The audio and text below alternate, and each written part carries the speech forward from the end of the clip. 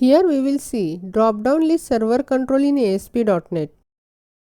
The drop-down list control is a web server control which is used to hold group of items. In drop-down list control, we can store multiple items, but we can select only one item at a time. That's why it is also known as single row selection box. You can add any number of items to the drop-down list.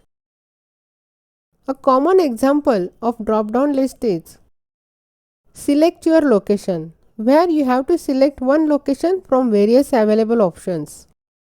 The drop-down list class is derived from the class system.web.ui.webcontrols.listControls.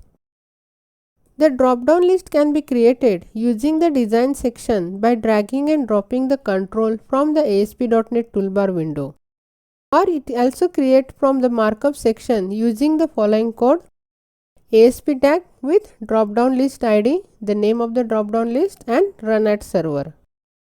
Different properties of ASP.NET drop-down list are ID, which is used to gets or sets the programmatic identifier assigned to the server control. Access key is used to gets or sets the access key that allows user to quickly navigate the web server control. If the auto postback property is set to true, an auto postback will occur whenever the user selects the item from the list.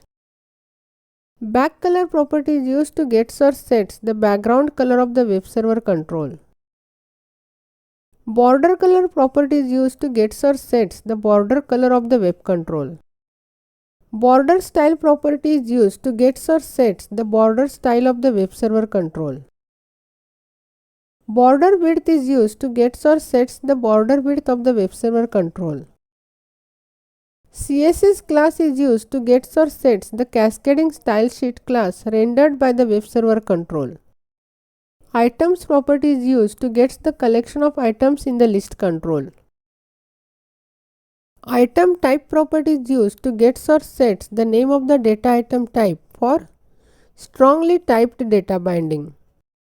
Text property is used to gets or sets the selected value property of the drop-down list control.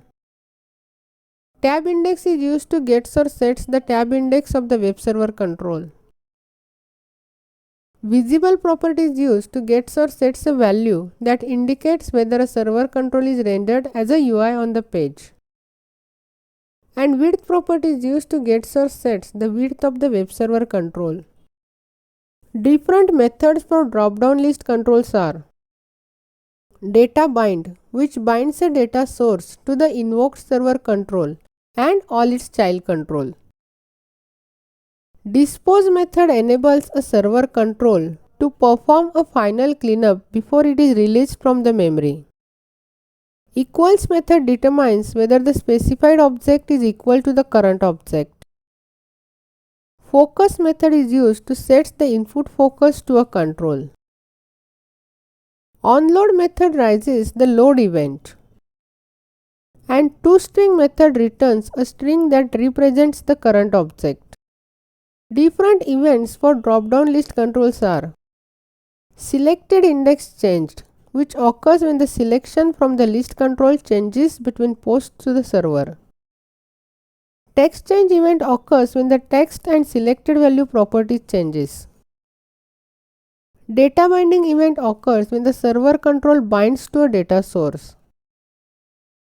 Data bound event occurs after the server control binds to a data source.